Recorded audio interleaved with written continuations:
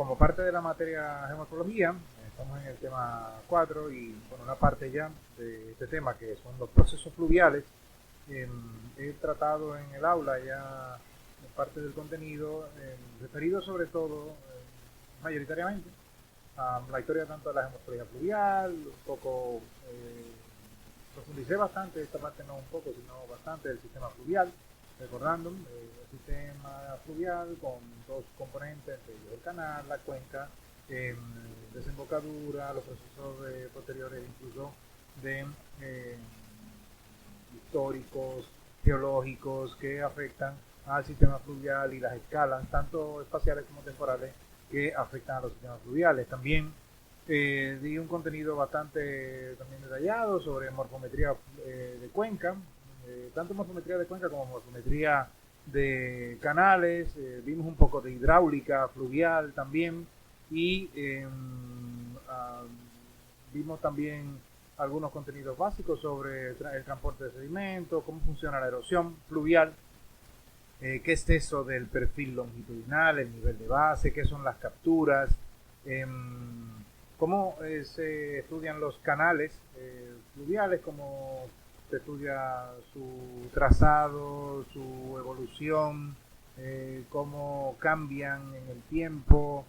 etcétera, ¿no? Parte de ese contenido ya lo impartí de manera presencial y luego también en parte abordé temas sobre la llanura, los procesos, la llanura de inundación, los procesos de inundación y en este tema todavía faltaba por abordar algunos conceptos. Bueno, vimos también algo de terrazas fluviales, pero en este tema todavía faltaba por abordar conceptos de abanicos, el concepto de abanico como tal, y sobre todo ejemplos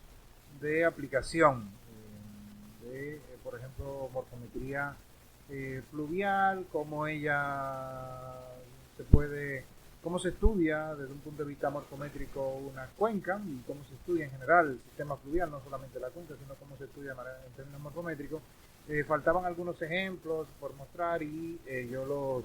desarrollaré en este contenido y a su vez también mostraré un poco de avance sobre, un poquito de profundización sobre el tema de la curva isométrica y aplicaciones también.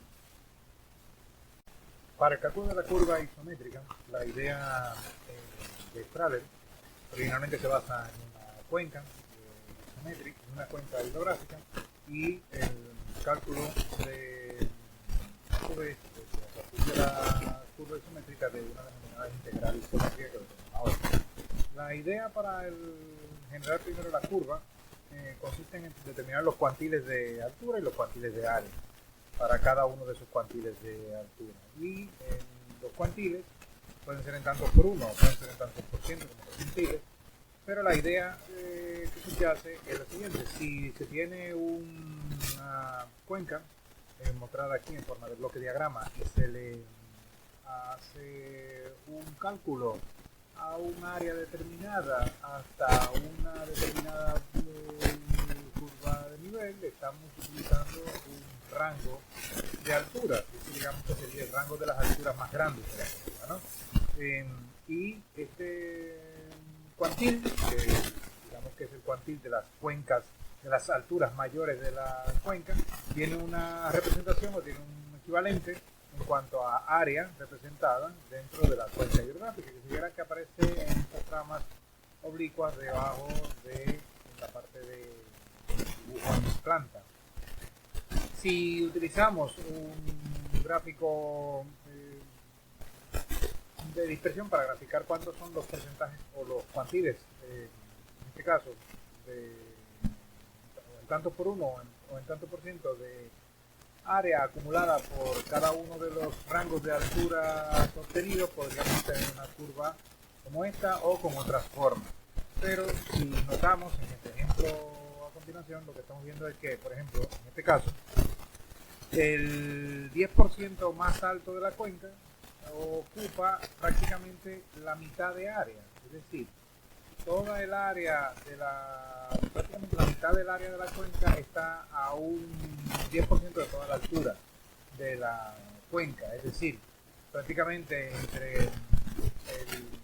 seguramente entre el 200 y tanto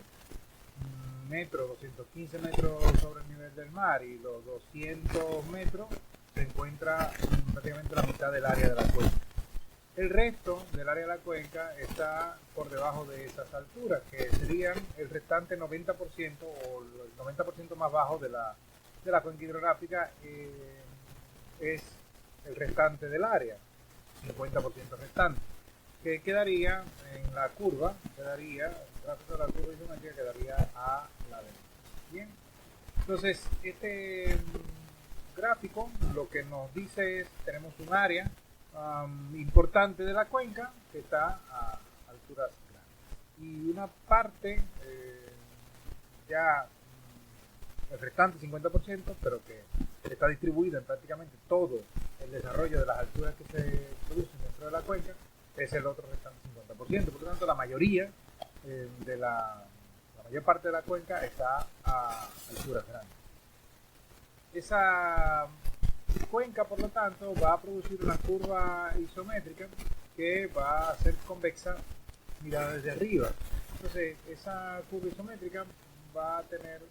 presentarse de esta manera, con una convexidad, y a su vez, en el gráfico, si vemos, el gráfico tendría tanto por uno, como está graficado, tiene un lado igual a 1. Este gráfico tiene un área de 1 y por lo tanto el área que está debajo de esta curva, de la curva isométrica, la cual se denomina integral isométrica, es 79.5, o sea, 0.79 o 0.79 o 0.795. Ese es el área por debajo de la curva y esta área se denomina integral isométrica. Esa área, cuando es mayor que 0.5, si lo es para Strahler, él consideraba que la cuenca se encontraba en una situación de desequilibrio y se encontraba en un estado de juventud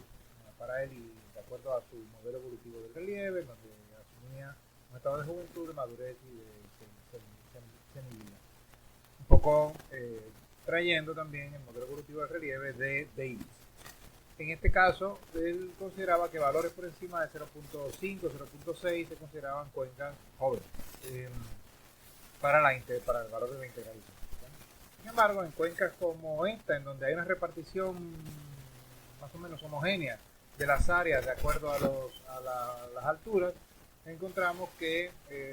la curva isométrica es una curva que se aproxima a una línea recta que conectaría los vértices superior izquierdo e inferior derecho. Esa curva, mientras más se aproxime a esa recta, sería una curva que nos hablaría de una configuración en las áreas están repartidas más o menos de manera homogénea en distintas alturas de la superficie gráfica. En este caso no es un valor perfecto de una recta que conecta ambos vértices anteriormente, sino que es una curva con una inflexión inicial que la hace cóncava y luego mostrando una convexidad final. El área por debajo de esta curva isométrica es lo que sería la integral isométrica de 0.43.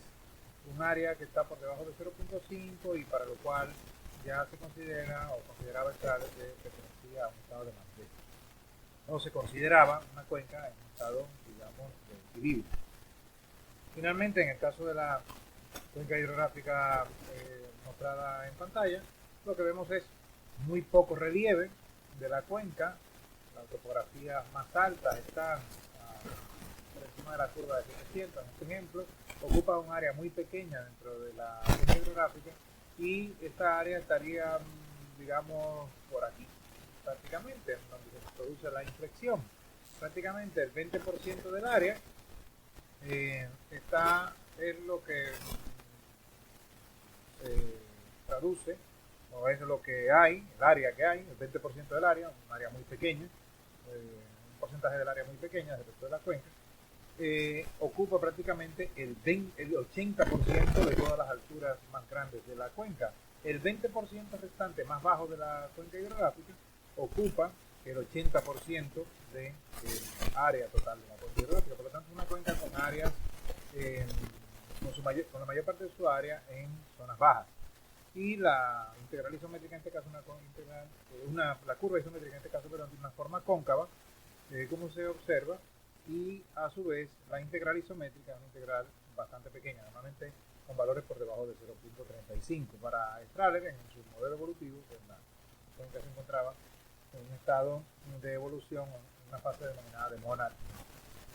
Esta fase, o una fase senil, ya una cuenca muy evolucionada, sería, digamos, la que daría la curva con estos valores de integral isométrica bastante bajos. Aunque no se puede considerar una evolución lineal, no es determinista, no se trata de un modelo determinista, da una idea de cómo la cuenca podría haber evolucionado, cómo podría estar evolucionando. Esto está muy influido por el clima, por el paleoclima, por la tectónica, por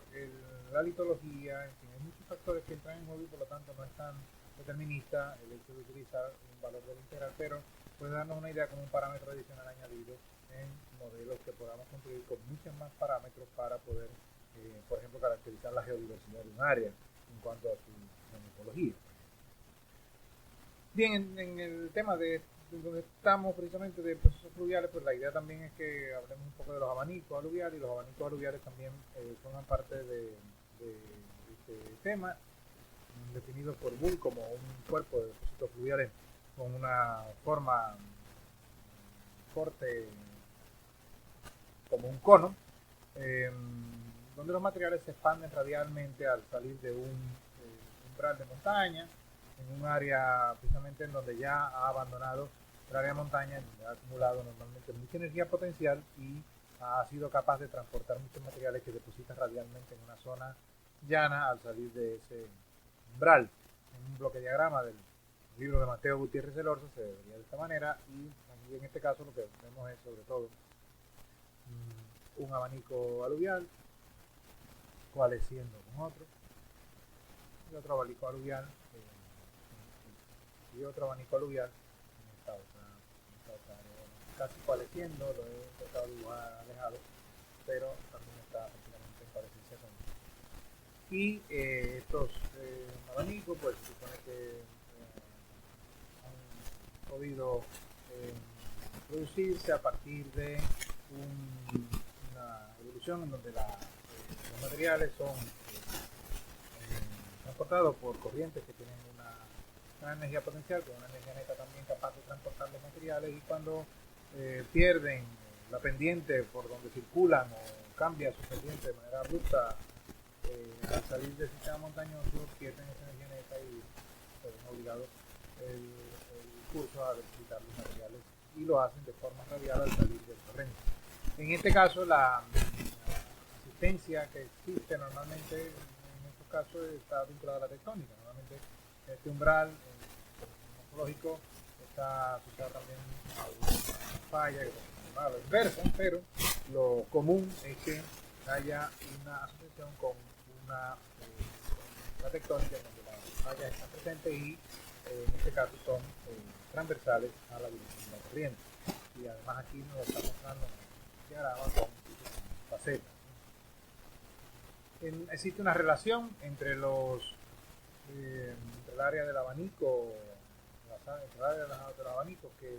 podría ser relativamente constante, manteniendo un área de homogeneidad litológica y climática. Se mantendría una relación bastante estable en donde unos parámetros P y Q que habría que determinar podrían marcar el cómo se relacionan entre sí el área de un abanico con el área de la cuenca de recepción de la red que se encarga de hacer el depósito de este abanico. Esta relación, que como vemos es una relación exponencial, en donde el área de la cuenca, a medida que ella crece, crecería igualmente el área del abanico, siempre y cuando la pendiente o el valor P sea un valor positivo, y a su vez Q sea también positivo. La determinación de los valores de P y Q se puede realizar resolviendo sistemas de ecuaciones, en donde tendríamos que calcular varias áreas de varios abanicos y varias áreas respectivas de sus cuencas de recepción. Eso nos permitiría resolver un sistema de ecuaciones que nos permitiría calcular los valores de P y Q, o a su vez también hacerlo a través de regresión, utilizando las técnicas de regresión y estimando los valores obtenidos de P y Q. Normalmente estos valores suelen ser positivos, porque normalmente ambos suelen ser positivos, porque normalmente cuando crece el área de la cuenca, así lo hace también el área del abanico, como veremos en un gráfico a continuación. Y también, a su vez, la pendiente del abanico, considerada como la pendiente del plano axial, visto en un corte longitudinal. Si viéramos el abanico cortado, podríamos calcular su pendiente promedio. Las pendientes normalmente de los abanicos son entre 2 y 12 grados, habitualmente. Existe también una relación entre la pendiente del abanico y el área de la cuenca, en donde los valores, en este caso, el valor dependiente del factor, ya no del exponente, son negativos. Eso lo que nos indica es que en la medida en que el área de la cuenca crece, disminuye la pendiente del abanico, y viceversa. En la medida en que el área de la cuenca disminuye, si la cuenca se hace pequeña, la pendiente suele ser grande, ¿no? Lo vemos en este gráfico. El gráfico también tomado del libro de Mateo Gutiérrez Ceror. Sabemos que el área calculada para varios abanicos en el sudeste de España, en cadenas costeras de California, en el Valle de la Muerte, vemos en Estados Unidos, estos dos últimos, vemos que el área de la cuenca casi siempre está en relación directa con el área de la cuenca, del eje horizontal, está en relación directa con el área de los abanicos. Y a su vez, o por el contrario, en el caso de la pendiente del abanico, en la medida en que el área de la cuenca de recepción es más grande, la pendiente tiende a ser más pequeña. Por lo tanto, en este caso, este coeficiente que comentaba anteriormente, el coeficiente A, tiene normalmente los valores. Hay varios elementos de los abanicos que me interesa conocer, pero el más importante sobre todo es el punto de intersección, que es el punto a partir del cual en el canal activo del abanico, dentro del canal activo del abanico, se produce una inflexión en donde el curso, el canal concretamente, no está confinado precisamente en sistemas de terraza que le permiten además, por lo tanto, a partir de ese punto, expandirse, esparcir materiales de manera radial, como lo haría, y produciendo nuevos lóbulos deposicionales activos, como se ve en la parte inferior en el gráfico, los LAD. Este sería el punto de intersección, y a partir de ese punto normalmente el abanico sigue evolucionando como lo habría hecho en momentos anteriores. Los sectores que están marcados con la trama, pues son sectores que se consideran ya inactivos, y la parte gris es la parte de sustrato, así que la cuenca de recepción, en este caso mostrando distintos órdenes, marcando únicamente los órdenes grandes, ¿no? Los órdenes 3, 4 con rótulo, y sin rótulo los órdenes pequeños, los órdenes 1 y 2, ¿no? El abanico tiene también otra parte, que es la parte en donde abandona el canal, abandona el umbral morfológico, en caso de sistema montañoso, y se marca normalmente con la palabra ápice del abanico, que denomina como tal. Y a partir de ahí el canal sigue incidido dentro del propio abanico, normalmente por evoluciones posteriores, y a su vez desarrolla el denominado punto de intersección que comentaba anteriormente, que es a partir del cual aguas abajo el abanico ya no presenta un confinamiento tan estrecho. El abanico en general, casi todos los abanicos muestran también estas tres zonas: una proximal, la parte más cercana al ápice o más cercana al umbral montañoso, y en esta parte normalmente el abanico tiene pendientes pronunciadas, como se ve en el gráfico inferior, y en la zona media adquiere pendientes también medias, y a partir de la zona distal es donde comienza a tener pendientes cada vez más tendidas. Los abanicos desde un punto de vista de los riesgos naturales también son importantes porque al final de cuentas el riesgo, uno de los riesgos más importantes que se tienen es el producir inundaciones o más bien asociarse con fenómenos denominados inundaciones repentinas. En caso de que ocurra una inundación repentina en los abanicos, es muy habitual que se asocie, se encuentren en ellos los depósitos o ocurran en ellos los denominados debris flows, que son flujos de derrubio, que son normalmente un conjunto de materiales, derrubios en general, o escombros en general, que pueden incluir también entre ellos, por supuesto, el sustrato, la carga gruesa del canal, y a su vez también pueden incluso llevar también mucha materia orgánica, troncos y demás. También puede llevar algo de material fino, pero sobre todo lo importante es que una parte importante de ese material fino está poniendo en suspensión o pone en suspensión comúnmente por su mayor densidad materiales que de otra manera no podrían ser arrastrados por las aguas comúnmente. Esto produce unos depósitos muy peligrosos, aguas abajo, y el debris flow en general tiende a producir también fenómenos que están vinculados, como digo, anteriormente a las inundaciones repentinas de flash flood, suelen producir grandes catástrofes. Uno de los casos típicos es el citado aquí en República Dominicana en Jimaní, como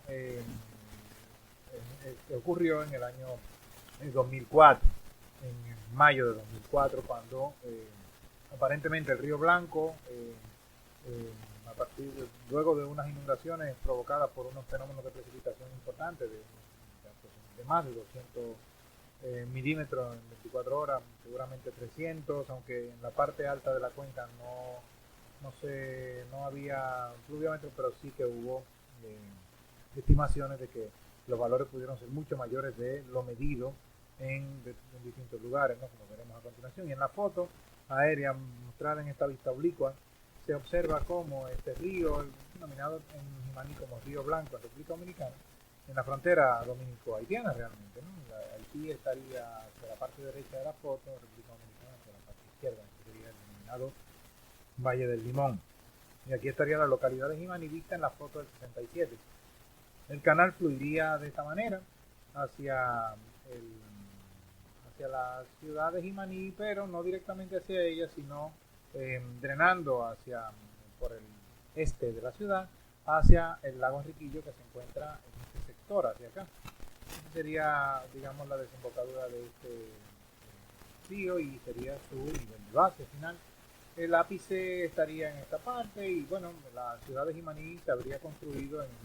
mucho antes de 1967 y en esta parte no había hasta el momento, en el año 1967, como les muestra en la foto, una construcción, pero en el año ya 1984 existe un barrio denominado Barrio Las 40 que se localizaría en esta área. El Barrio Las 40 y posteriormente también se produciría o se construiría el barrio también denominado El Tanque. Estos barrios que están en la zona marcada como rojo, ya al menos el Barrio Las 40 sí aparece en la fotografía de 1984 y como se ve, el río en ese momento seguía drenando por esta parte y el barrio estaría prácticamente surcado por canales activos. Por lo tanto, lo que hicieron fue construir el Barrio Las 40 en un lóbulo que parecía inactivo, pero lo era como tal un lóbulo activo. En este mapa geomorfológico, ya mostrando el norte hacia la parte superior del mapa, se observa el canal, este sería el ápice del abanico, y en este lugar habría un canal activo que sería el canal activo de 1967, este que estoy marcando como rojo aquí, y con su salida posterior al aquí. En el fenómeno de inundación que estoy comentando ahora, que estoy hablando sobre él, lo que se produjo fue un fenómeno de inundación por encima de lo que actualmente sería el barrio de Las 40 en esta parte, que sería prácticamente todo la mancha urbana, o la mancha construida de Jimaní, con el barrio Las 40 en esta parte y la ciudad de Jimaní antigua en esta otra. Esta parte, como vemos, está de hecho muy próxima al canal activo, y lo que veremos posteriormente es que esta parte es ocupada. Los valores acumulados de precipitación estimados a partir de por satélite se pudieron haber llegado incluso a los 500 milímetros en 7 días. Concretamente el mayor problema ocurrió precisamente el 23 de mayo, parece recordar que fue que se acumularon los 200 milímetros, más de 200 milímetros en 24 horas. El meandro que se formaba también a la salida era un gran problema, precisamente porque el ápice tenía un meandro justo a la salida y por donde salía hacia el lóbulo activo, y ese meandro precisamente era un gran problema porque normalmente si el río traía un depósito de debris flow importante, en la medida en que ese debris flow rellenara este canal, el río iba a quedar sin confinamiento y lamentablemente en algún punto tendría obligatoriamente que,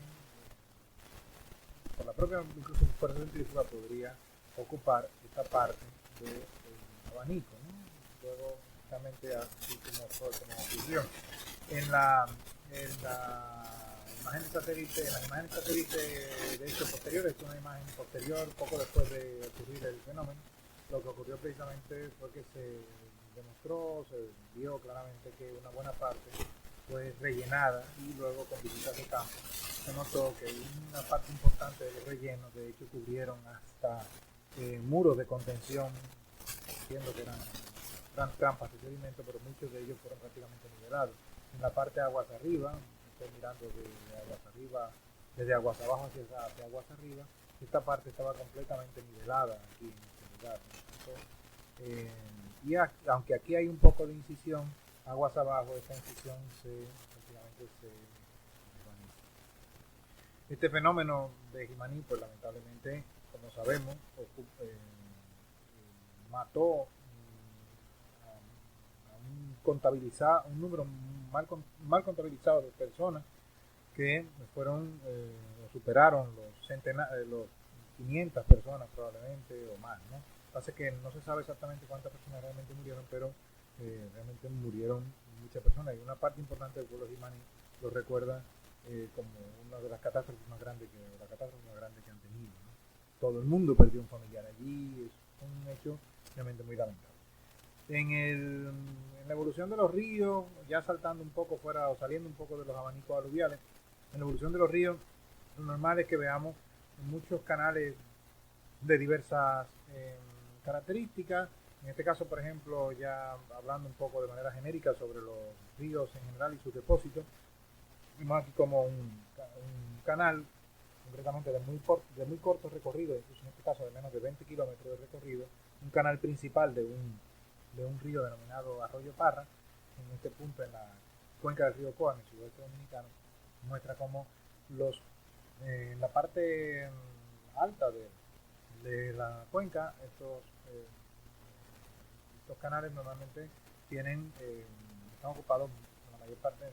este caso sobre todo por bloques, en este caso bloques de conglomerados. Es muy habitual que ocurra, sobre todo porque es una roca muy competente, pero también por tratarse de una parte de la cuenca en la que no ha ocurrido mucho recorrido. En este caso, como vemos, los bloques, muchos de ellos son bastante grandes y no solamente hay conglomerados en esta parte, sino que también hay depósitos, también hay clústeres de bloques, también de la evolución precisamente de estos ríos, como el arroyo Parra, ocurren precisamente también este tipo de depósitos y, como comentaba anteriormente, una posible secuencia también aluvial como la de Jimaní, pues también se habrían podido depositar en el pasado este tipo de acumulaciones que son características también de situaciones de abanico muy parecidas a los de Briclo que vimos también en el caso de Jimaní. Hay una secuencia probable para el arroyo Parra, donde una parte de ella en este lugar estaría también ocupada por abanico aluvial. La mayor parte de los escarpes de los valles en ríos de la cuenca del río Ocoa y en muchos otros ríos que circulan sobre todo por margas y fangos, y en este caso el río Banilejo, un afluente del río Ocoa en el sur de la República Dominicana, en la vertiente meridional, se observa como una parte importante de las vertientes están bastante inestabilizadas, son vertientes en donde la ocurrencia de debris flow no es un fenómeno extraño, es un fenómeno que probablemente es bastante común y esto a su vez aumenta muchísimo los niveles de riesgo en cuencas como esta, ¿no? Es habitual que en los canales, en las partes, digamos, intermedias de la cuenca, en este caso la cuenca del río Ocoa, que se muestra en esta fotografía, presenten esos escarpes, sobre todo cuando el sustrato general, en este caso cenozoico, es un sustrato de margas y fango, es habitual que presente esos escarpes que mostré anteriormente y también el desarrollo de terrazas. Sin embargo, en este caso, en la parte donde estoy mostrando, hay prácticamente un desarrollo de una terraza desarrollada prácticamente en sustrato con un sobredepósito, pero un depósito bastante fino del propio sistema aluvial y que ella realmente no es una terraza muy desarrollada. Y como vemos en muchos otros sectores también, en este caso de la cuenca del río Coa, el desarrollo o la incisión de valles fluviales es importante, como digo, este desarrollo sobre margas y fango, las vertientes son pronunciadas y el desarrollo posterior de debris flow, vemos que hay estratos intermedios con desarrollo que no son margas y fango, en este caso, hacer recordar la memoria que de calcarenita, pues la vertiente tiende a tener un desarrollo particular, con un resalte siempre por la capa dura. Pero estas vertientes son muy habituales en el tramo medio de la cuenca del río Coa, por razones probablemente tectónicas. El río no tendrá mucho tiempo circulando por ese tramo específico que habrá desarrollado en otros lugares. Y en esta parte de la cuenca hay una secuencia muy larga, la verdad, de la cuenca del río Ocoa. El canal del río Ocoa estaría prácticamente hacia la derecha de la fotografía, hacia esta parte que estoy dibujando con rojo aquí, hacia allá. Ese estaría el canal del río Ocoa. Y esta parte mira hacia el, digamos, hacia el oeste. En esta pared que se ve aquí, una pared que tiene, me parece recordar, 18 metros, es un escarpe importante desarrollado sobre los propios materiales aluviales transportados por el río fluviales. Hay materia gruesa, como se ve a partir de esta línea. Esta carga gruesa, realmente carga de fondo, está sobre materiales finos en una evolución muy fluvial, en un río en donde además habría una importante proceso de intemperización importante en la cuenca, que explicaría también el hecho de que hubiera algo más de carga fina en esta parte, ¿no? Aunque esta parte de aquí justo es arenosa, esta parte es bastante fina. Y en la parte inferior hay algo de carga de fondo, se observan también algunos estratos, incluso en algunos casos bloques, ¿no? Y en la parte superior lo que hay es más bien un desarrollo aparentemente de point bar, barras de meandro y carga de fondo del propio río, ¿no? Estos materiales tienen que haberse depositado, por supuesto, en un nivel de base estaría a esta altura, y en la medida en que estos bloques seguramente han experimentado una sobrelevación, el río se ha visto obligado a incidirse y a poner en relieve, a mostrar estos escarpes con estos cortes tan bien definidos y en donde además es posible en estos lugares encontrar hasta materia fina. En el río Coa, visto en esta imagen hacia el norte, en la ciudad, el pueblo de Ocoa estaría en esta parte. En el río Coa, en esta parte, justo aquí hacia el pueblo, el río Coa tiene un sistema de terrazas importante, prácticamente unos 8 o 7 niveles de terraza, bastante desarrollado para hacer un río con muy corto desarrollo. Y eso la verdad es que indica que los cambios de nivel de base en el río han sido